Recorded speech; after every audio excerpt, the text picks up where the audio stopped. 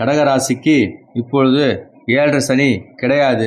இருந்தாலும் கோச்சார விதியாக இந்த ராசி பலனுக்கு என்னென்னமெல்லாம் கிடைக்குங்க அப்படிங்கிறத கொஞ்சம் பார்த்துடலாம். 7.5 சனி தான் அவங்களுக்கு மட்டும்தான் 7.5 நடக்குங்க, மற்ற ராசிக்காரங்களுக்கு நடக்காதுங்க அப்படிலாம் சொல்லக்கூடாது.